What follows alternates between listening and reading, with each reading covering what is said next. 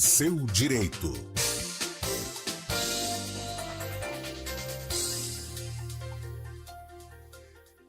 Hoje, quarta-feira, temos Dr. Vinícius Cascone, advogado trabalhista, de volta porque precisou tirar uma licença médica na quarta-feira passada, certo, Vinícius? Boa tarde, bem-vindo. Boa tarde, Marco. Boa tarde a todos os ouvintes da CMI Campinas. Realmente acabei ficando internado 13 dias por uma pneumonia e aí eu não consegui participar do programa da semana passada. Peço desculpas aos ouvintes aí da CBN e aos companheiros da CBN. De maneira alguma, saúde em primeiro lugar, Vinícius. E tá bem, tá curado, a voz tá boa agora, né? Agora estou conseguindo falar, né? Ainda vai um tempo de recuperação, mas falar eu estou conseguindo muito bem. Já estou bem melhor. Muito obrigado. Então vamos aproveitar e falar de licença médica, né? Porque é um direito do trabalhador estabelecido pela Constituição, né? Ninguém pode trabalhar doente ou com algum tipo de empecilho para trabalhar, Vinícius. Marco, então, os trabalhadores que estão no regime CLT ou os trabalhadores, os servidores públicos também, eles têm direito à licença saúde, né? Então, isso é uma garantia, está prevista na legislação. Tem algumas diferenças quando é um servidor público, depende da localidade, se é municipal, estadual ou federal, varia de município para município. E no regime CLT, que a gente fala, né, que são os empregados da iniciativa privada em regra, eles estão vinculados ao INSS, né? Então, você tem o INSS aí como Instituto Nacional de Seguridade Social, que garante o pagamento de um afastamento de uma licença saúde, né? Mas essa licença, esse pagamento só começa depois do 15º dia. Então, no 16º dia de afastamento, né, que aí a pessoa se afasta pela empresa, é que o INSS começa a pagar, aí, na verdade, o salário desse trabalhador. Então, é assim que funciona. Então, eu apresento um atestado médico na empresa. Se esse atestado médico for de até 15 dias, a empresa que paga por esse afastamento. Se ele passar do 15º dia, aí a partir do 16º dia, quem vai pagar é o INSS. Então, a empresa deixa de pagar. Agora, doutor, boa tarde. Também existe a licença médica que é concedida, no caso, por auxílio-doença. Aí é uma outra modalidade, né? Na verdade, é auxílio-doença, é esse Certo. mesmo, né? Então, como é que funciona? Na verdade, qualquer atestado médico, independente do que acontecer, né, independente da situação, né, se a pessoa ficou incapacitada para o trabalho, do primeiro dia até o 15º, aí a empresa vai acabar arcando com esse pagamento. Independente, pode ser um acidente de trabalho. Pode acontecer que eu estava trabalhando, por exemplo, uma indústria e aí uma peça caiu no meu pé, por exemplo. E aí eu acabei ficando com o pé inchado e não consegui andar por 5 dias.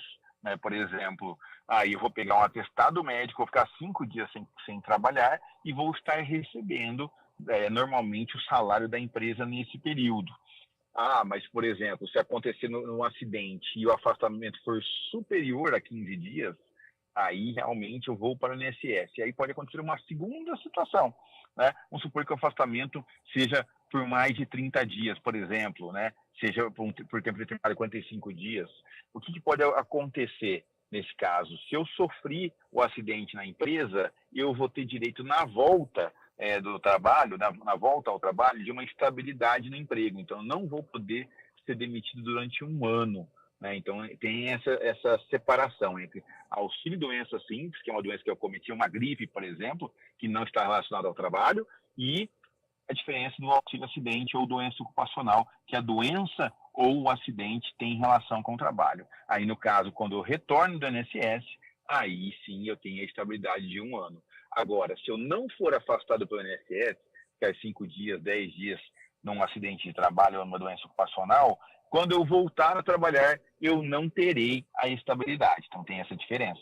Então, para ter estabilidade em um acidente ou doença ocupacional, é necessário se afastar pelo INSS e ter recebido o benefício B91, que a gente chama, que é o auxílio acidente ou doença ocupacional. Então, tem essas duas diferenças entre o auxílio doença simples e o auxílio, aí no caso, que é a questão do acidente de trabalho. Vinícius, e, por exemplo, se para a pessoa começar a ter esses 15 dias contados, né, de quando ela não pode trabalhar, para depois entrar no INSS, ela tem que comprovar de alguma maneira, né? Vou citar um exemplo, sei lá, um pouco mais radical. Se alguém sofreu um acidente de carro e, obviamente, foi para o hospital, não pode trabalhar. tem que ter algum tipo de comprovação para a empresa começar a contar esses dias? Então, na verdade, o que ocorre, né? A empresa ela tem que ser comunicada de alguma forma. Eu sei que em algumas situações, muitas vezes, a pessoa está incapacitada, inclusive, de mandar um atestado médico. Imagine se ela não tem um parente ou não tem alguém que possa auxiliar. Ela ficou internada, não conseguiu fazer contato por N motivos, porque às vezes ela pode estar incapacitada, inclusive, de fazer um contato com a empresa. Evidentemente que nesse momento, assim que ela tiver capacidade, ou um familiar tiver capacidade, ou um amigo ter a capacidade de comunicar à empresa, vai pegar esse laudo médico, esse atestado médico, para demonstrar aí o afastamento. Não existe afastamento sem atestado, sem laudo. Importante deixar claro. Eu estou com dor de cabeça, vou ficar em casa. Se você não tiver um atestado médico, não vai ser computado o seu dia como um dia de trabalho. Então, será aplicada uma falta. Então, muitas vezes a gente tem uma dor de cabeça, uma diarreia, ou uma situação que a gente acaba se automedicando, que acontece muito em casa, e não vai até o médico. Não vai até o médico, não tem atestado, não tem aí o abono do dia de trabalho. Bom, doutor, e aí a dúvida também em relação aos benefícios que são pagos pela empresa nesse período que o funcionário está afastado, né? Como, por exemplo, férias, 13º, outros benefícios. Existe alguma interferência por conta desse período de licença médica ou não? Tudo vai variar do tempo de licença, né? É importante deixar claro. Quando são poucos dias, não há interferência nenhuma em férias, em 13º, né? Então, isso não ocorre. Mas, por exemplo, tem casos de afastamento por licença de saúde por mais de 6 meses, né? Então, a pessoa fica afastada pelo INSS por mais de 6 meses. Aí, sim, começa a impactar principalmente nas férias. Então, as férias dessa pessoa será impactada, ela será reduzida, né? Tem uma escala proporcional, né, de afastamentos previdenciários acima de 6 meses. Então, o impacto maior realmente é nas férias. Agora, o que ocorre muito, né? Às vezes, quando a pessoa se afasta pelo INSS, existe uma diferença entre o salário que ela recebia na empresa e o que o INSS paga, né? Então, isso pode acontecer. Então, há um prejuízo, às vezes, direto para o empregado. O que acontece é que algumas categorias têm convenções coletivas, né, que são normas coletivas de trabalho, que garantem que as empresas sejam obrigadas a pagar a diferença do salário que ela recebia para o salário que o INSS efetivamente pagou. Então, por exemplo, vamos supor que a pessoa recebia R$2.000 na empresa e passou a receber no INSS R$1.800. Né? Então, essa diferença de R$200, a empresa seria obrigada a pagar para o trabalhador, mesmo ele afastado pelo INSS, porque existe uma convenção coletiva que garante esse direito. Mas não são todas as categorias. Algumas categorias garantem isso, mas não todas. Esse valor de 1.800 que você citou, Vinícius, é o teto do INSS para pagar para a pessoa afastada ou foi simbólico? Foi simbólico. Na verdade, o teto do INSS, se não me engano, está mais de R$7.700, especificamente o teto do INSS hoje. Né? Então, na verdade, eu preciso até verificar de cabeça aqui, eu não sei qual é o teto do INSS, mas se eu não me engano, está vendo 7.500 e 7.700. Doutor, uma outra dúvida, né, em relação à aposentadoria. Aí há alguma interferência dependendo aí do tempo de licença médica? Nenhuma, né? Na verdade, o tempo de licença médica, mesmo recebendo benefício previdenciário, é computado aí para fim de aposentadoria. Então, na verdade, o trabalhador não é prejudicado por causa disso. E a empresa poderia, até num acordo com o próprio funcionário, dar férias quando ele tiver algum tratamento de saúde, ou o empregado ele tem que programar as férias para fazer algum tratamento de saúde, principalmente se não for urgente, né? Se for, por exemplo, uma cirurgia plástica, algo assim, é um exemplo bem grosseiro, mas ele programaria as férias para fazer algum tipo de tratamento de saúde e aí não prejudicaria os dias trabalhados. Isso pode acontecer, Vinícius?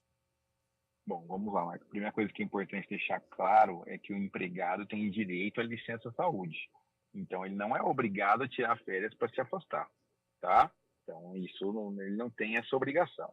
O que acontece em muitos casos, eu já vi costumeiramente acontecer, é que alguns empregados, quando querem fazer cirurgias estéticas, reparadoras, né, ou procedimentos estéticos, acabam fazendo isso durante as férias. Mas aí é uma faculdade do empregado tomar essa decisão, né? ele não precisa chegar decidir isso com o empregador, né? Então, essa é a diferença. O que o empregado tem direito, o empregador não pode tirar, é o direito à licença médica. Então, se tiver uma incapacidade para o trabalho, né, o empregado tem direito de apresentar o atestado e se afastar, independente do empregador gostar ou não. Doutor, uma última dúvida em relação ao período, né, da licença médica. Ela é concedida quando o tempo aí de atestado médico, por exemplo, ultrapassa os 15 dias. Mas há um limite para esse tempo de duração de licença médica? Pode ser renovada de quanto em quanto tempo? Como funciona essa questão?